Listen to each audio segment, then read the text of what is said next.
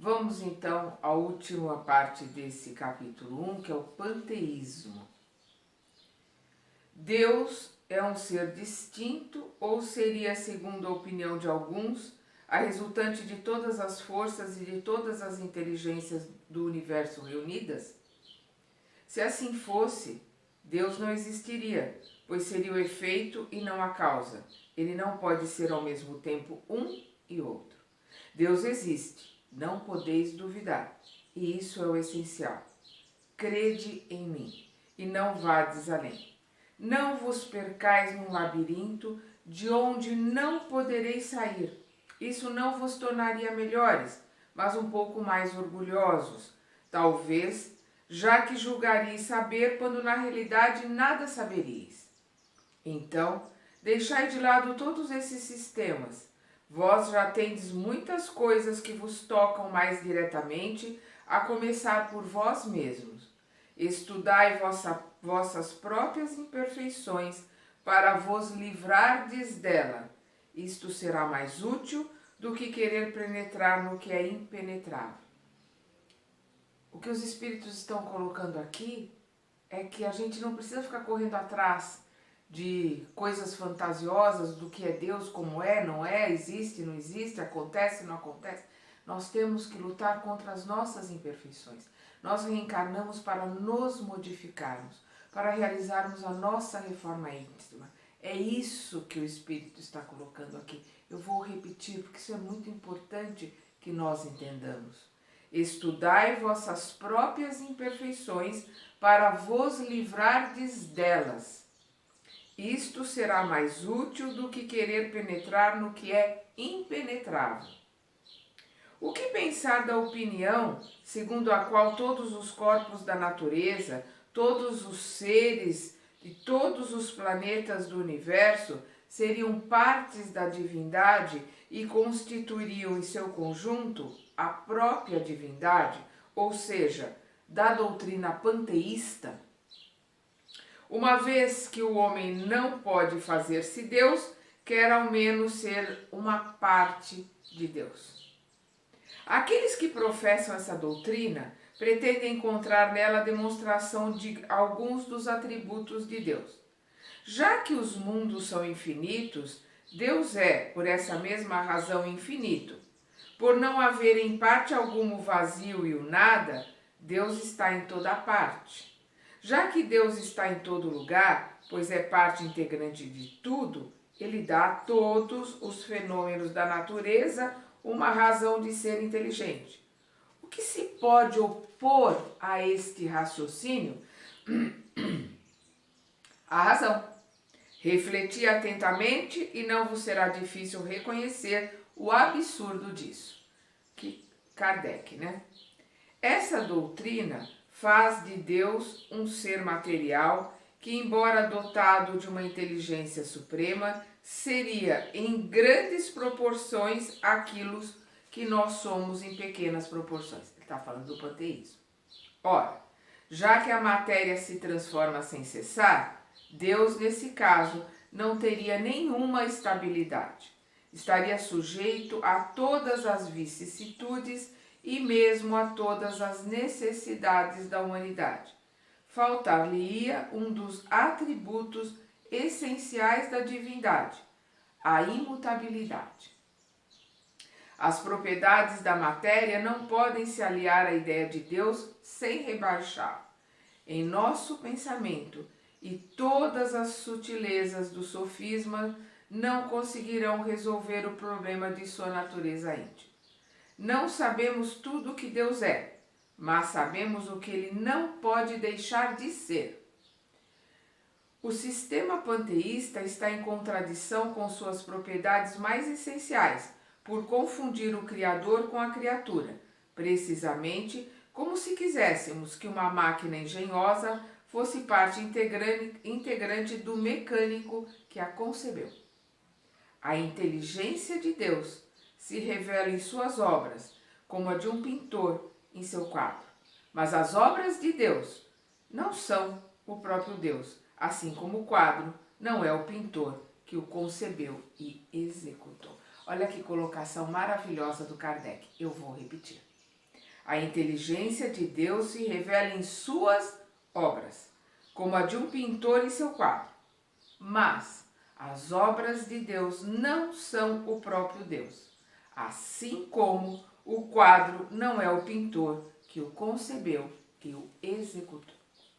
Vamos agora para o segundo capítulo, Elementos Gerais do Universo. Conhecimento do princípio das coisas.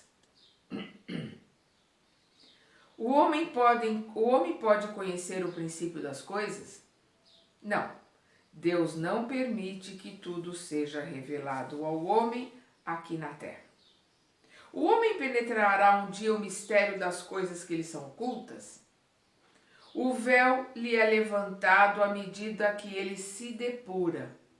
No entanto, para compreender certas coisas, precisa de faculdades que ainda não possui. Então, conforme nós nos elevamos, conforme nós nos aprimoramos com o estudo, com o trabalho, com a aplicação no dia a dia daquilo que nós estudamos, nós vamos sublimando, nós vamos sutilizando o nosso perispírito, nós vamos nos libertando da matéria, nós vamos nos desapegando de tudo, de todas as coisas, de todas as pessoas, nós vamos nos livrando das emoções, nós vamos nos aprimorando, vamos aprimorando os sentimentos e com isso nós vamos tendo mais capacidade de entendimento. É isso que o Espírito está colocando aqui. Quando ele diz, o véu lhe é levantado à medida que ele se depura. Quanto mais nós nos elevamos, mais conhecimento temos capacidade de absorver. No entanto, para compreender certas coisas, precisa de faculdades que ainda não possui. Perdão. Nessa vestimenta, nós ainda não possuímos todas as capacidades que precisamos para entender muitas coisas. Perdão. Mas, conforme nós nos depuramos, nós vamos nos livrando das necessidades de reencarnarmos nesse planeta. E, portanto, a hora que nós não precisarmos mais reencarnar aqui, nós estaremos reencarnando em outros planetas onde terá uma vestimenta diferente, onde teremos mais capacidade de aprendizado e de entendimento. É isso que ele está colocando. Perdão. O homem não pode, por meio de investigações científicas, desvendar alguns dos segredos da natureza? A ciência foi dada ao homem para que ele avançasse em todas as coisas, mas ele não pode ultrapassar os limites fixados por Deus. Aí vamos ver aqui Kardec. Quanto mais é permitido ao homem mergulhar nesses mistérios, maior deve ser sua admiração pela força e a sabedoria do Criador. No entanto, seja por orgulho, seja por fraqueza, sua própria inteligência frequentemente o torna joguete da ilusão. Ele acumula sistema sobre sistema e, a cada dia, exibe quantos erros tomou por verdade e quantas verdades repeliu como se fossem erros. São outras tantas decepções para o seu orgulho. Fora das investigações da ciência, o homem pode receber comunicações de uma ordem mais elevada sobre o que escapa ao testemunho dos sentidos? Sim, se Deus o julgar útil, pode revelar-lhe aquilo que a ciência não pode apreender. Kardec. É por meio dessas comunicações que o homem, dentro de certos limites, tem acesso ao conhecimento sobre o seu passado e seu destino futuro. Agora, espírito e matéria. Será que, assim como Deus, a matéria existe desde toda a eternidade ou ela foi em algum momento criada por Ele, por Deus? Só Deus o sabe. Entretanto, há uma coisa que vossa razão vos deve mostrar. É que Deus, modelo de amor e caridade, nunca esteve inativo. Por mais distante que imagineis o início da ação de Deus, podeis compreendê-lo em um segundo na ociosidade? Vamos lembrar Jesus, né? Quando ele dizia que o Pai trabalha, eu também trabalho todos os dias, quando eles estavam cobrando ele pelo fato dele trabalhar no sábado. Define-se geralmente a matéria como aquilo que tem extensão, que pode causar impressão aos nossos sentidos e que é impenetrável. Essas definições são exatas? São exatas do vosso ponto de vista, porque só falais a partir do que conheceis. Mas a matéria existe em estados que vos são desconhecidos. Ela pode ser, por exemplo, tão etérea e sutil a ponto de não causar nenhuma impressão aos sentidos. No entanto, é sempre matéria, embora não o seja para vós. Aí nós vamos ver aqui, essa é a pergunta 22, então nós vamos ver aqui o 22A, né? Uma subpergunta dentro da pergunta. Quando Kardec pergunta: que definição podeis dar à matéria? A matéria é o laço que prende o espírito. É o instrumento que ele usa e sobre o qual, ao mesmo tempo, exerce sua ação. Vamos ver aqui a colocação de Kardec. De acordo com esse ponto de vista, pode-se dizer que a matéria é o agente, o intermediário com a ajuda do qual e sobre o qual o espírito atua. O que é espírito? O princípio inteligente do universo. A definição que os espíritos colocam aqui é a mais sucinta e a mais completa. O princípio inteligente do universo. Aí ele divide, essa é a 23, divide essa pergunta também em 23A. Qual é a natureza íntima do espírito? Não é fácil analisar o espírito por meio da vossa linguagem. Para vós, ele não é nada, porque não é uma coisa palpável, mas para nós é alguma coisa. Sabei que o nada é um vazio e o vazio não existe. O espírito é sinônimo de inteligência? A inteligência é um atributo essencial do espírito, mas ambos se confundem em um princípio comum, de maneira que para vós trata-se de uma mesma coisa. O espírito é independente da matéria ou é apenas uma propriedade dela, como as cores são propriedades da luz e o som uma propriedade do ar? Ambos são distintos. Então ele está colocando aqui, o espírito e a matéria são distintos.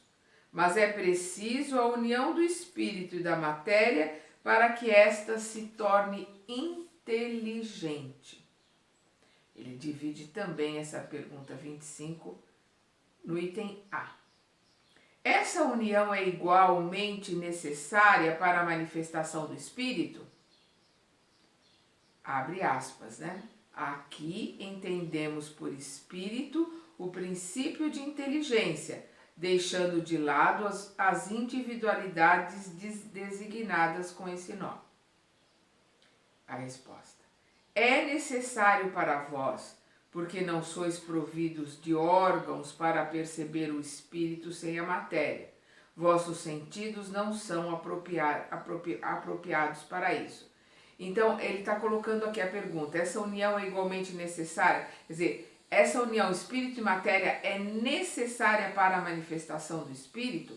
Aí ele explica: é necessária para vós, é necessária para nós que estamos encarnados aqui nesse planeta, pois não sois providos de órgão para perceber o espírito sem a matéria. Nós não temos capacidade de visualizar o espírito que não esteja encarnado, a não ser, é claro, os médiuns videntes, ou os clarividentes. Vossos sentidos não são apropriados para isso. Pode-se conceber o espírito sem a matéria e a matéria sem o espírito? Sim, sem dúvida, através do pensamento. Haveria assim dois elementos gerais no universo, a matéria e o espírito? Sim, e acima de tudo isso, Deus, o Criador, o Pai de todas as coisas. Essas três coisas são o princípio de tudo que existe, a Trindade universal. Deus, Espírito e matéria. São a Trindade universal. Mas é preciso acrescentar ao elemento material o fluido universal, que desempenha o papel de intermediário entre o espírito e a matéria propriamente dito. Esta muito rudimentar para que o espírito possa agir sobre ela. Embora possamos, sobre um determinado ponto de vista, classificar o fluido universal como elemento material, ele se distingue por propriedades especiais. Se fosse precisamente matéria, não haveria razão para que o espírito também não o fosse. Ele encontra-se entre o espírito e a matéria. É fluido assim como a matéria é matéria, pelas inúmeras combinações que estabelece com ela e sob a ação do espírito. O fluido universal é suscetível de produzir uma infinita variedade de coisas, das quais conheceis apenas uma pequena parte. Por ser o agente empregado pelo espírito, esse fluido universal ou primitivo ou elementar é o princípio sem o qual a matéria permaneceria em perpétuo estado de divisão e nunca adquiriria as propriedades que lhe dá a gravidade. Vamos lembrar, né, André Luiz, no Evolução em Dois Mundos, nós estamos mergulhados no fluido universal como os peixes na água. Então, tudo o que existe porque é plasmado dentro do fluido universal. Nós nos comunicamos eletromagneticamente através do pensamento, através de ondas eletromagnéticas com frequências, né? Nós somos energia e essa energia caminha, as ondas caminham pelo fluido universal. Aí ele divide essa pergunta também em 27A. Seria esse fluido aquilo que chamamos de eletricidade? Dissemos que ele é suscetível a inúmeras combinações. O que chamais de fluido elétrico, fluido magnético, são modificações do fluido universal, que é precisamente apenas uma matéria mais perfeita, mais sutil, que se pode considerar como independente. Então, ele está colocando aqui o fluido universal como uma matéria mais perfeita, né? Uma matéria mais sutil, que pode se considerar como independente. Da mesma forma que o perispírito é uma matéria mais sutil. Então, nós não temos capacidade de visualizar ou sentir matérias sutis, materiais sutis, né? O perispírito é uma matéria sutil. O ectoplasma, que nós emanamos, com o qual os espíritos materializam coisas, também é uma matéria sutil.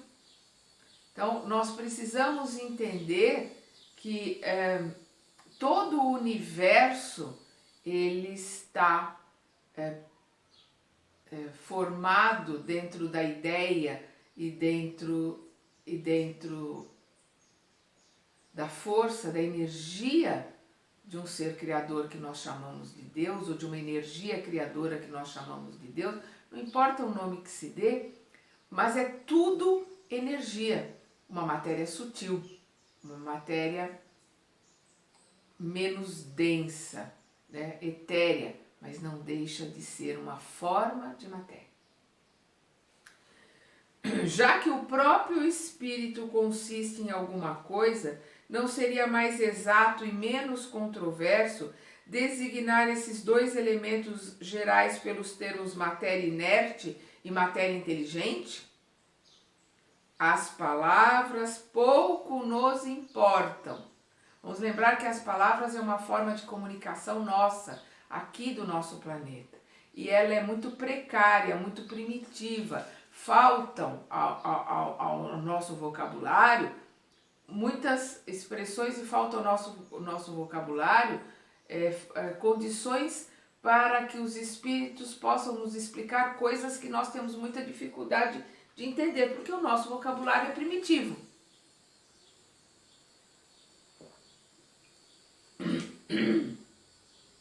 É da mesma forma que o vocabulário dos símios é primitivo, o vocabulário dos golfinhos é primitivo. Dos animais de forma geral é primitivo, mas é uma forma de comunicação, porque o vocabulário, a palavra, é uma forma de comunicação.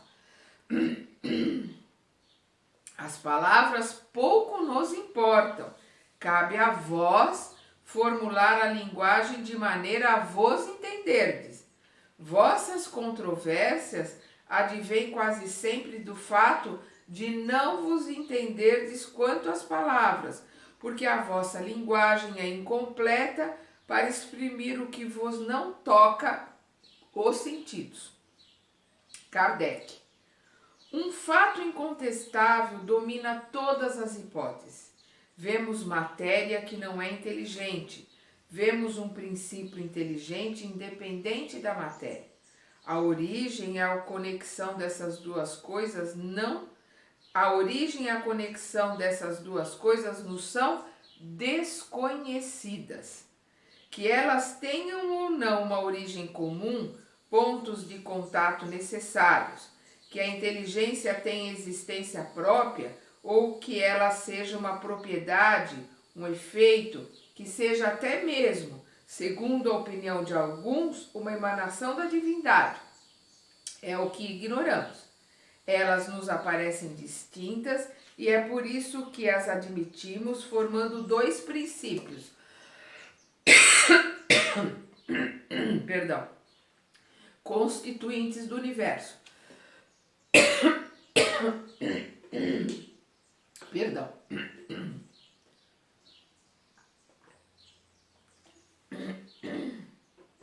Vemos acima de tudo isso uma inteligência que domina todas as outras, que governa todas elas e que delas se distingue por atributos essenciais. É a inteligência suprema que chamamos de Deus. Agora, propriedades da matéria. A ponderabilidade é um atributo essencial da matéria? Da matéria tal qual conheceis, sim, mas não da matéria considerada como fluido universal. A matéria etérea e sutil que forma esse fluido é imponderável para vós, mas nem por isso deixa de ser o princípio da vossa matéria ponderável. Aqui o Kardec colocando, né? A gravidade é uma propriedade relativa, fora das esferas de atração dos mundos. Não há peso, assim como não há alto nem baixo. Então está colocando aqui, a gravidade é uma propriedade relativa aqui ao nosso planeta, porque fora do nosso planeta não há peso, como não há alto nem baixo. A matéria é formada por um só ou por diversos elementos? Por um só elemento primitivo. Os corpos que considerais simples não são verdadeiros elementos, e sim transformações da matéria primitiva. De onde vêm as diferentes propriedades da matéria? Das modificações que as moléculas elementares sofrem ao se unirem em determinadas circunstâncias. Sendo assim, os sabores, os odores, as cores, o som, as qualidades venenosas ou salutares dos corpos seriam apenas modificações de uma única e mesma substância primitiva? Sim, sem dúvida. E só existem devido à disposição dos órgãos destinados a percebê-los. O Kardec colocando. Esse princípio é demonstrado pelo fato de que nem todos percebem as qualidades dos corpos de uma mesma maneira. Um acha uma determinada coisa agradável ao paladar, outro acha ruim. Alguns enxergam azul o que outros veem vermelho. Aquilo que é um veneno para alguns é inofensível ou saudável para outros. A mesma matéria elementar é suscetível de receber todas as modificações e de adquirir todas as propriedades? Sim, e é isso que se deve entender quando dizemos que tudo está em tudo. Aí nós vemos uma nota aqui. Este princípio explica o fenômeno conhecido por todos os magnetizadores, que consiste em dar a uma substância qualquer, a água, por exemplo, conforme a vontade, propriedades bem diversas, um gosto determinado e mesmo as qualidades ativas de outras substâncias. Por haver apenas um elemento primitivo e por serem as propriedades dos diferentes corpos apenas modificações desse elemento, resulta que a substância mais inofensiva tem o mesmo princípio da mais venenosa. Assim, a água formada por uma parte de oxigênio e duas de hidrogênio torna-se corrosiva se dobrarmos a proporção de oxigênio. Uma transformação análoga, quer dizer, uma transformação igual, pode produzir-se pela ação magnética dirigida pela vontade.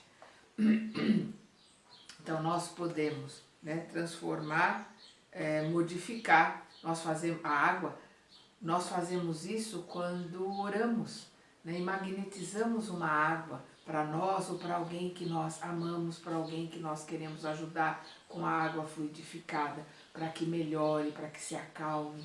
É uma modificação que energeticamente criamos com a oração na água. O Kardec coloca aqui o oxigênio, o hidrogênio, o azoto, o carbono e todos os corpos que vemos como simples são apenas modificações de uma substância primitiva. Na impossibilidade, que é o nosso caso até o presente, de remontar a essa primeira matéria de uma outra forma, que não seja pelo pensamento, esses corpos são, para nós, verdadeiros elementos e podemos, sem grandes consequências, considerá-los como tais até segunda hora. Aqui ele abre um parênteses, essa é a pergunta 33, ele coloca 33A. Essa teoria não parece dar razão àqueles que admitem na matéria apenas duas propriedades essenciais, a força e o movimento, e que pensam que todas as outras propriedades são somente efeitos secundários que variam segundo a intensidade da força e a direção do movimento? Essa opinião está correta. É preciso acrescentar que esses efeitos variam também de acordo com a disposição das moléculas, como se vê, por exemplo, em um corpo opaco que pode tornar-se transparente e vice-versa. As moléculas têm uma forma determinada? Sem dúvida, as moléculas têm uma forma, mas vós não podeis apreciá-las. Aí ele coloca aqui 34A. Essa forma é constante ou variável? Constante para as moléculas elementares primitivas, mas variável para as moléculas secundárias, que são apenas aglomerações das primeiras, pois o que chamais de molécula ainda está longe de ser a molécula elementar. Ou seja, nós ainda temos muita coisa para descobrir, para conhecer, que a ciência ainda não desvendou. Espaço universal. O espaço universal é infinito ou ilimitado? Infinito. Supõe limites para ele? O que haveria além? Isso confunde a tua razão, bem o sei, e no entanto a razão te diz que não pode ser de outro modo. O mesmo ocorre com o infinito em todas as coisas, e não é na vossa pequena esfera que podereis compreendê-lo. Ou seja, você não vai conseguir compreendê-lo aqui nesse planetinha que está no segundo estágio de evolução. O primeiro é o primitivo, o segundo é de provas e expiações. nós estamos no de provas e expiações, ou seja, nós estamos começando no segundo degrau da evolução, num planetinha pequenininho dentro de um universo infinito. O Kardec coloca aqui: supondo-se um limite para o espaço, em qualquer distância que o pensamento possa concebê-lo, a razão diz que, após esse limite, há alguma coisa, e assim pouco a pouco, até o infinito, pois essa alguma coisa, mesmo que fosse o vazio absoluto, seria ainda espaço. Dentro das nossas limitações, dentro da nossa primitividade, nós temos muita dificuldade para entender infinito, para entender Deus, para entender uma série de coisas. Eu costumo sempre colocar, que essa é uma forma minha, que eu acho que fica mais fácil de se fazer entender, que Deus, para nós, é como o sol para a formiguinha. Como é que você explica para uma formiguinha o sol? Ela só sente o calor do sol. Ela vive e se alimenta graças a esse sol. Mas ela não tem capacidade nem de entender o que é, nem de visualizar, porque é uma grandeza imensa perto da sua pequeneza ali rastejando na terra. Então, Deus é uma grandeza imensa. Também nós que somos formiguinhas, perto da nossa pequeneza aqui, num planetinha pequenininho, primitivo, começando os primeiros estágios de aprendizado. Nós temos muito chão pela frente ainda para entender muitas coisas e para responder ainda muitas perguntas que nós fazemos e que nós aceitamos as respostas que alimentam o nosso orgulho. Vamos lembrar que antes a gente achava que a Terra era o centro do universo, porque isso alimentava o nosso orgulho. Aí a gente acha que só o nosso planeta é habitado. Por quê? Porque nós somos o máximo, Deus criou só nós. Isso alimenta o nosso orgulho. Então, a hora que a gente entender, nós estamos aqui reencarnando, reencarnando e reencarnando várias e várias vezes para aprendermos a nos livrarmos da vaidade, da prepotência, do orgulho. Nós temos que ir aos poucos nos livrando desse orgulho e nos reconhecendo como nós somos, filhos de Deus, irmãos mais novos de Jesus. Somos todos irmãos, somos todos filhos do mesmo Deus, todos no universo. Os minerais, vegetais, os animais e nós, hominais, somos todos filhos de uma mesma energia. Somos todos irmãos, somos todos criaturas em ascensão, em aprendizado. Como nós vamos ver mais para frente, do átomo ao arcanjo, é o nosso caminhar no aprendizado aqui nesse planetinho. O vazio absoluto existe em alguma parte no espaço universal? Não, nada é vazio. O que te parece vazio está ocupado por uma matéria que escapa a teu sentido e aos teus instrumentos. Então nós vamos ver aqui, quando o Espírito coloca nada é vazio. Aquilo que a gente acha no espaço que é vazio, não é vazio. O que te parece vazio está ocupado por uma matéria que escapa a teus sentidos e aos teus instrumentos. Hoje nós já vemos os cientistas falando da matéria escura, né? Que a maior parte do universo é formado por uma matéria escura. E aos poucos nós vamos descobrindo, os cientistas vão descobrindo mais e mais coisas que vão clareando, vão nos elucidando e cada vez mais vão nos mostrando a magnificência, a magnitude, né? a amplidão desse ser que nós chamamos, ou dessa luz, dessa energia que nós chamamos de Deus, ao qual nós temos que só agradecer a dádiva da vida, a sua misericórdia para conosco, para nos dar tempo de aprender, a paciência, eu falo por mim, a paciência que Deus tem de esperar o nosso tempo de aprender, o nosso caminhar como lesma, né? Nem formiga, porque formiga caminha rápido, a gente caminha como os lesmas, se arrastando gastando, aprendendo devagarinho. Ele tem paciência em esperar o nosso tempo de aprender.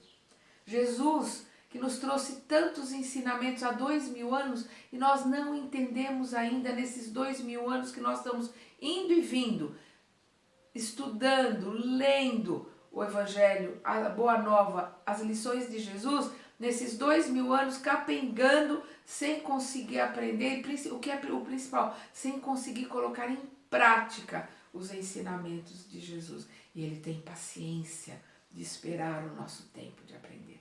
Nós temos que ser muito gratos ao nosso Mestre amado, pela paciência que Ele tem para conosco. Vamos continuar no próximo vídeo com o capítulo 3, a criação. Vai ser o nosso próximo vídeo.